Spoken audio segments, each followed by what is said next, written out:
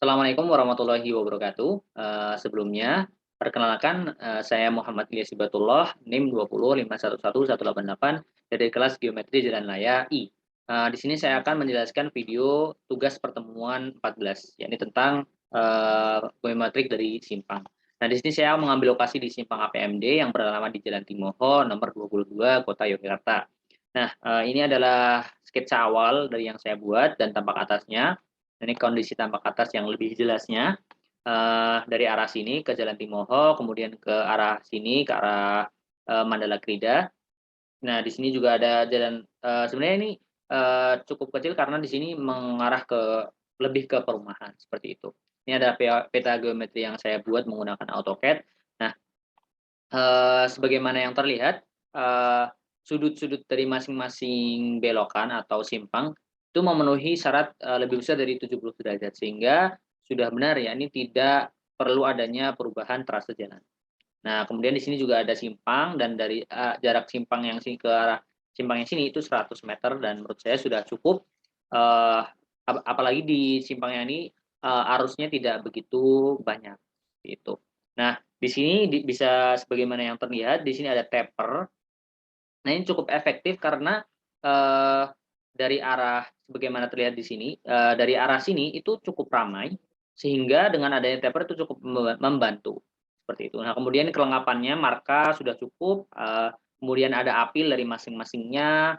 Nah, kemudian, dari arah A ke arah B ini sebenarnya 2 lajur, akan tetapi dari arah B ke titik misalkan di sini titik nol, dari A ke nol ini ada penambahan lajur. Jadi yang tadinya 2 lajur, tidak terpisah menjadi 3 lajur. Penambahan lajur ini untuk, taper-nya di sini, seperti itu. Nah, kemudian ini untuk foto simpangnya. Nah, untuk, dari arah maaf, dari kelengkapan yang lain di sini sudah terlihat ada drainase-drainase yang cukup. Nah, di sini juga ada drainase-drainase. Nah, sehingga ketika ada air atau, basah bisa langsung meresap, sehingga itu membantu kenyamanan pengendara.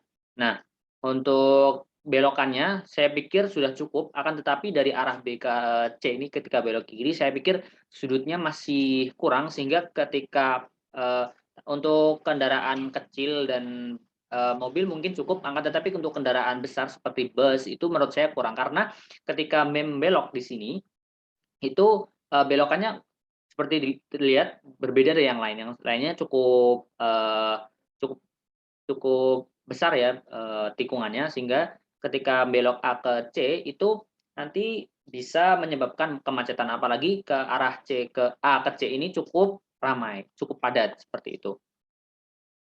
Kemudian perbaikan lain yang saya sarankan adalah, di jalan yang ini, Jalan Timoho, sebaiknya diadakan penambahan perlebaran jalan. Karena A ke D ini cukup ramai, dari arah B ini arah UIN, kemudian A ini arah kota, itu ketika jam-jam kerja itu cukup ramai, ketika menurut pengamatan saya sendiri, karena ini dekat rumah saya, itu ada macet yang cukup panjang, seperti itu.